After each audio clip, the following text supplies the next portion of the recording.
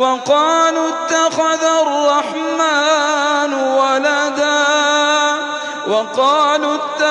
الرحمن ولدا لقد جئتم شيئا إدا تكاد السماوات يتفطرن منه وتنشق الأرض وتخر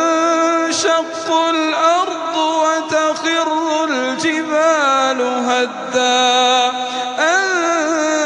دعوا للرحمن ولدا وما ينبغي للرحمن أن يتخذ ولدا